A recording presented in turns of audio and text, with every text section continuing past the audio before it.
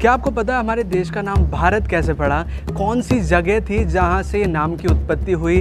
क्या थी इसकी पीछे की स्टोरी? अगर आप भी एक भारतवासी हैं, अगर आप भी एक हिंदुस्तानी हैं, तो आपको ये जानना बहुत ज़रूरी है कि आज हमारे देश का नाम भारत क्यों पड़ा, इसके पीछे की कहानी क्या है।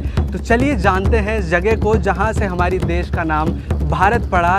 नमस्कार दोस्तों, मैं हूँ आगम सिंह सिसोदिया, स्वागत है आप सभी का। देखिए, जो मेरे पीछे आप नज़ारा देख पा रहे होंगे, ये एक आश्रम है। कण्व ऋषि का ये आश्रम था। बहुत ही पौराणिक जगह है ये, जहाँ पर राजा भरत का जन्म हुआ, जिनके नाम पर आज हमारे देश का नाम भारत है। इसके पीछे की हम कहानी पूरी डिटेल में जानेंगे यहाँ के पंडित जी से, और इस जगह को पूरी तरह एक्सप्लोर करने की करेंगे। ये जो जगह आप मेरे यहाँ पर देख पा रहे होंगे, ये आश्रम है पूरा का पूरा, जहाँ पर जो गुरु शिक्षा दी जाती थी। गुरुजन के साथ जो शिष्य होते थे उनको शिक्षा दीक्षा दी जाती थी। और यहाँ पर ये घाट हुआ करता था। पहले यहाँ पर एक नदी बहा करती थी, और यहाँ पर बहुत सारे तपोस्थल हैं जहाँ पर यज्ञ वगैरह किए जाते थे। तो चलिए अंदर चलते हैं और इस जगह को पूरी एक्सप्लोर करते हैं और इस कहानी को बारीकी से समझते हैं कि आखिर हमारे देश का नाम भारत कैसे पड़ा। तो चलिए अब चलते हैं आश्रम के अंदर। आश्रम के अंदर जाने से पहले हमें गणेश जी की प्रतिमा दिखाई देती है, तो सबसे पहले तो हम उनका नमन करते हैं और अंदर की ओर प्रवेश करते हैं।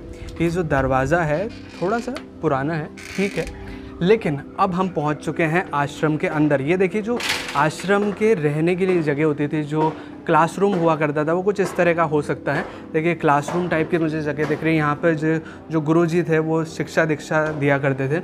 और ये जो पूरा का पूरा प्रांगण है, जैसे कि यहाँ से आपको पूरा का पूरा घाट नज़र आएगा, और ये जो मैंने अभी तबारियाँ बताई थी, जो ऋषि मुनि के रहा करने की जगह होती थी, वो यहाँ से नज़र आ रही है।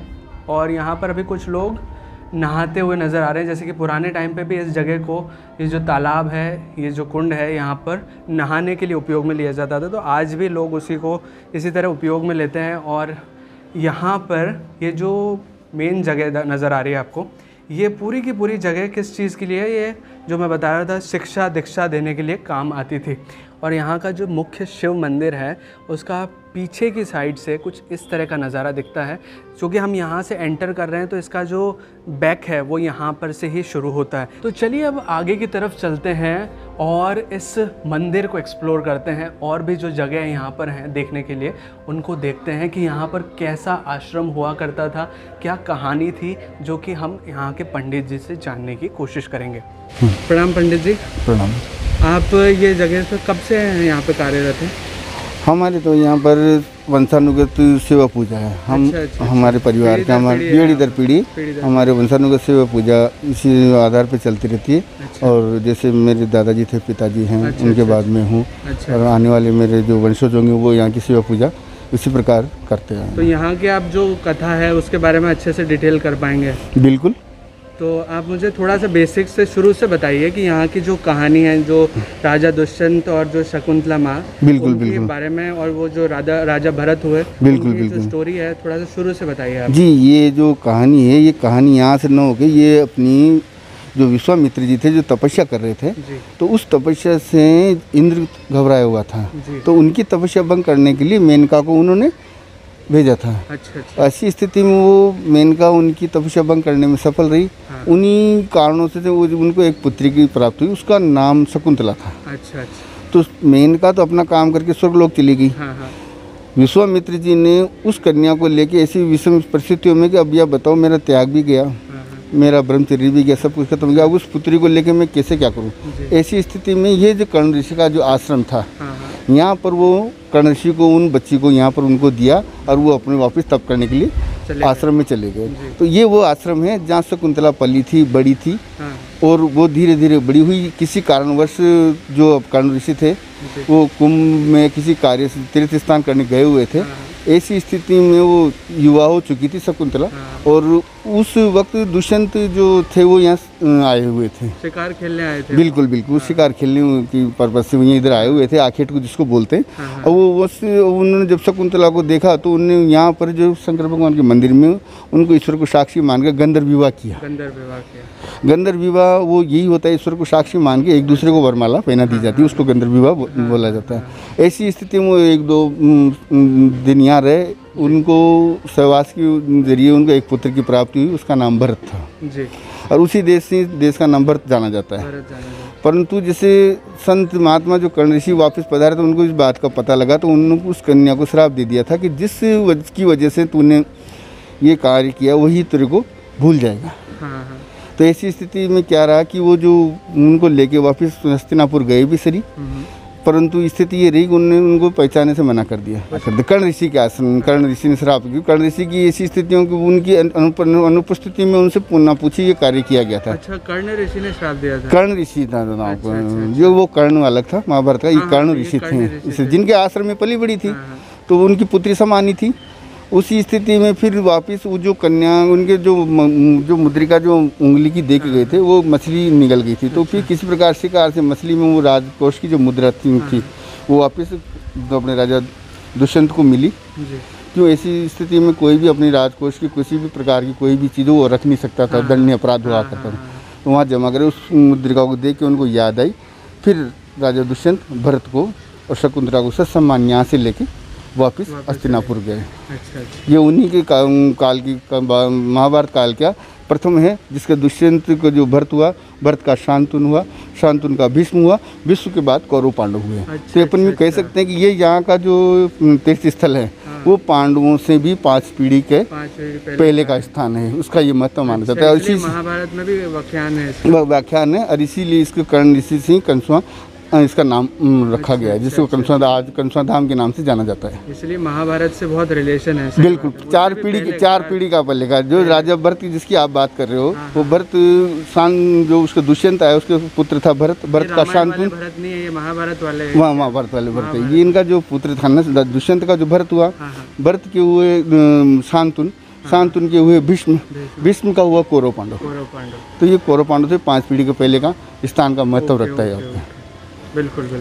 ठीक, धन्यवाद। श्यामगिरी गोस्वामी, कंसुआ धाम, कोटा, राजस्थान। जी बहुत बहुत धन्यवाद आपका, आपने इतना टाइम दिया हमें। तो अब हमने यहाँ की कहानी के बारे में तो जान लिया, अब चलते हैं यहाँ के प्रमुख शिव मंदिर के अंदर और करते हैं बाबा भोले भंडारी के दर्शन।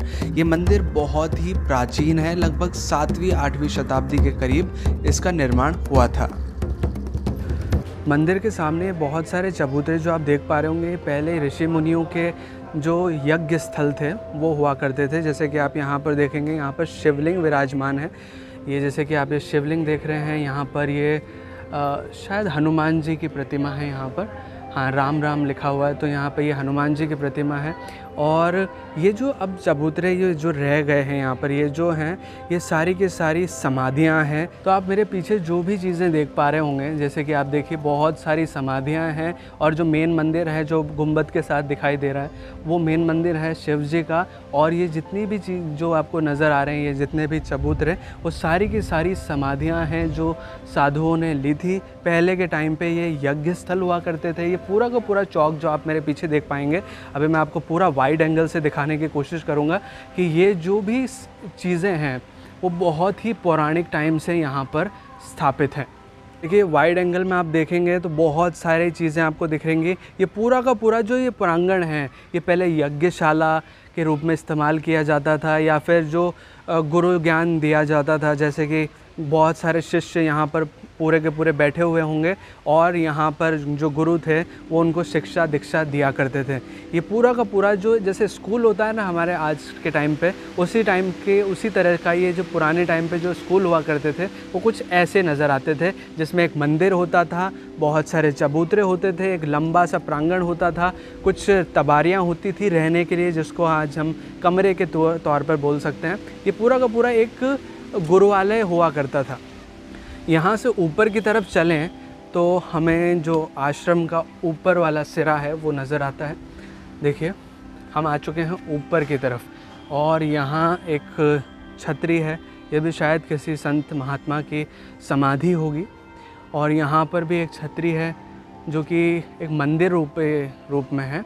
तो अब हम जो ऊपर की साइड आए हैं, यहाँ से जो आश्रम का नज़ारा है, जो पूरा का पूरा आश्रम दिख रहा है, वो काफ़ी अमेजिंग लग रहा है।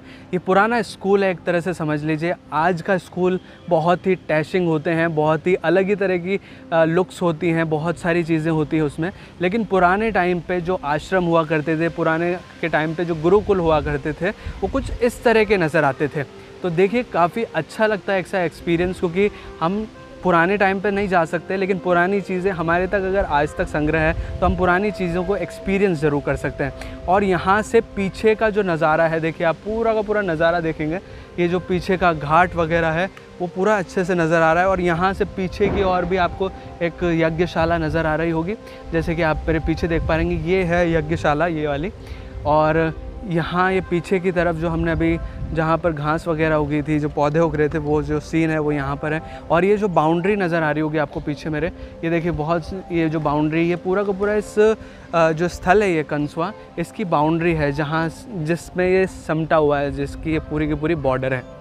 इस आश्रम में कई सारे पेड़ हैं जो कि फल के पेड़ हैं। ये ऐसे ही कुछ मतलब जो बनावटी पेड़ होते हैं वो नहीं। जैसे कि मेरे सामने भी मुझे एक बिल्ले का पेड़ नज़र आ रहा है, जिसमें बिल्ले भी हमको नज़र आ रहे हैं। जैसे कि मैं आपको जूम करके दिखाता हूँ, ये देखिए, ये जो बिल्ला है, ये फल जो आपको दिख रहा है येलो कलर का, ये इसमें उगा हुआ है। हम इसको थोड़ा सा क्लियर ही करते हैं। ये देखिए आपको बिल्ले के जो फल हैं यहाँ पर नज़र आ रहे हैं। और भी आप ऊपर देखेंगे काफ़ी सारे फल हैं। और इसको आप ये देखिए, पेड़ को हमने जूम करके इसका पिक्चर दिया है, यानी कि इसमें फल लगे हुए हैं। यहाँ ऊपर की तरफ हम जाएंगे साइड से तो एक और कुछ मंदिर नुमा स्ट्रक्चर यहाँ पर हमें दिखाई देता है। वैसे मुझे यज्ञशाला भी लग रही है, तो यज्ञशाला हो सकती है। ये देखिए यहाँ पर धुआं भी निकल रहा है, यानी कि जो कोई हवन वगैरह है वो यहाँ पर किया गया था इंस्टेंटली। और यहाँ पर ये कुछ ड्रम्स वगैरह रखे गए हैं। वैसे तो ये आधुनिक है सब कुछ, लेकिन यहाँ पर पूजा वगैरह का सारा सामान है। और यहाँ से जो केल वृक्ष हैं, जो केले के वृक्ष हैं, वो काफ़ी अच्छे लग रहे हैं और काफ़ी अच्छा नज़ारा लग रहा है। काफ़ी ग्रीनरी जैसा, जैसे कि हम सही में किसी आश्रम में आए हों, वो नज़ारा जो काफ़ी देखने को मनोरम लगता है। ये जो मंदिर यहाँ पर आपको दिखाई दे रहा होगा, ये भैरव जी का मंदिर है। देखिए यहाँ से उनकी जो प्रतिमा है वो यहाँ से दिखाई दे रही है। यहाँ देखिए भैरव, श्री भैरव आरती का जो पूरा डिस्क्रिप्शन है वो यहाँ पर दिया हुआ है। तो अब यहाँ से आगे चलें हम, तो आगे की तरफ आपको मेरे को पीछे से दिखाना पड़ेगा ये, क्योंकि देखिए ये आगे की तरफ एक तरह से गार्डन की तरह लग रहा है। वैसे आपको मैं एक चीज़ बता दूँ कि ये जो जगह है आज तो आपको लग रही है कि सिटी के बीच में है। जैसे कि यहाँ से आप देखेंगे तो बहुत सारे गांव, बहुत सारे जो मकान वगैरह है वो नज़र आ रहे होंगे। लेकिन पुराने टाइम पे क्या होता था कि ये जो जगह है ये पूरी की पूरी जो बहुत बड़ा डेंस जंगल होता था, बहुत ही घना जंगल, उससे ये भरी हुई थी पूरी तरह से। और यहाँ पर जो शेर वगैरह थे, जैसे कि जो राजा भरत थे वो शेरों के साथ खेला करते थे। जो शेर वगैरह थे वो बड़ी आसानी से कहीं भी घूमा करते थे। तो जो राजा भरत थे वो उन शेरों के साथ यूं ही खेला करते थे बिना डरे, और बहुत ही बहादुर और बहुत ही बलशाली राजा वो थे। यहाँ पर एक देखिए आर्कियोलॉजिकल सर्वे ऑफ इंडिया का एक बहुत पत्थर पे लिखा हुआ एक बोर्ड है, जिस पे लिखा है our heritage is our glory, जो बिल्कुल सही लिखा हुआ है, क्योंकि ये जो हेरिटेज है बहुत ही पुराना है, पुरानी जगह है और सही में देखने लायक जगह है। यहाँ से आप एक चीज़ देखिए, हम ऊपर से जब नीचे आ रहे हैं तो हमको एक बहुत ही डिफरेंट चीज़ नज़र आ रही है, जो कि एक्चुअल इस जगह को बहुत अच्छी तरह जस्टिफाई करती है। पहली चीज़ तो देखिए आप, ये जो सीढ़ियाँ हैं बिल्कुल पत्थरों की बनी हुई है, मतलब प्रॉपर जो पत्थर जमा के सीढ़ियाँ बनाते हैं ना, उस तरह से ये बनाई गई है। और दूसरी चीज़ जो दीवारें हैं, आप ये दीवारें देखिए बिल्कुल ही पत्थर के ऊपर बनाई गई हैं। जो ओरिजिनल चट्टानें होती हैं उसके ऊपर ये दीवार जाकर बनाई है। अभी चलते हैं इसके पास में और वहाँ से देखते हैं कैसा दिखता है। ये देखिए, ये जो चट्टानें हैं वो इनके ऊपर ये जाकर के ये दीवारें बनाई गई है। देखिए, यानी कि इससे आपको पता लग रहा होगा कितना पुराना जगह है। ये पूरी की पूरी चट्टानों के ऊपर निर्मित है। और ये मंदिर है, इसके ये सटा हुआ, ये पूरी गैलरी है जो कि परिक्रमा लगाने के काम आती है।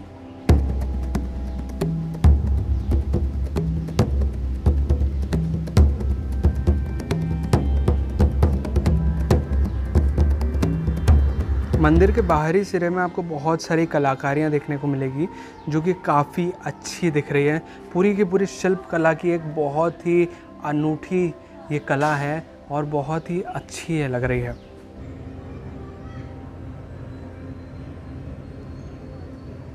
तो अब हमने आश्रम का अंदरूनी भाग तो देख लिया, अब बारी है आश्रम को पूरी तरह देखने की। इसलिए मैं आपको दिखाऊंगा अब आश्रम का 360 व्यू, जिसमें आपको सारी डिटेल्स पता चलेंगी कि आश्रम में क्या क्या है, और फिर हम धीरे धीरे करके सारी डिटेल्स को बारीकी से देखेंगे। घाट के उस पार देखें तो हमें बहुत सारी तबारियां नज़र आती हैं, यानी कि बहुत सारे ऐसे कमरे नज़र आते हैं जो कि पुराने टाइम पर रहने के लिए उपयोग में लिए जाते थे। और जब हम घाट के दूसरी ओर जाकर आश्रम को देखते हैं तो आश्रम एक अलग ही अंदाज में नजर आता है। और दूसरी ओर देखें तो एक बहुत ही प्राचीन यज्ञशाला दिखाई देती है जहां पर यज्ञ किए जाते थे। और अब आखिर में बात आती है एक बहुत ही ज़रूरी जानकारी की, जो कि शायद आप सभी जानना चाहते होंगे कि आखिर ये जगह कहाँ पर स्थित है, यहाँ तक पहुँचा कैसे जाए। देखिए, ये जगह कोटा राजस्थान में स्थित है। ये कोटा रेलवे स्टेशन से ये जो जगह है वो अप्रॉक्स 12 किलोमीटर की दूरी पर है। यहाँ पहुँचने के लिए आपको 20 से 25 मिनट का ट्रैवलिंग डिस्टेंस कवर करना होता है। तो ये थी वो प्राचीन जगह जहाँ से हमारे देश का नाम भारत पड़ा। आई होप कि आपको ये कहानी बहुत अच्छे से समझ आई होगी, और अगर आप चाहते हैं कि इस कहानी के बारे में, इस जगह के बारे में और लोगों को पता लगे और लोगों को जानकारी मिले, तो प्लीज़ इस वीडियो को शेयर ज़रूर कीजिएगा ताकि ये लोगों को ये बता सके हमारे देश का नाम आखिर भारत क्यों पड़ा। और अगर आपको ये वीडियो किसी भी तरह हेल्पफुल लगा हो तो प्लीज़ वीडियो को लाइक कीजिएगा, शेयर ज़रूर कीजिएगा, और अगर आपने चैनल सब्सक्राइब नहीं किया है तो प्लीज़ चैनल को सब्सक्राइब कीजिए ताकि इस तरह के इंटरेस्टिंग वीडियोस आप तक जल्द से जल्द पहुंच सकें। तो आज के लिए कुछ इतना ही, फिर मिलते हैं किसी और वीडियो के साथ।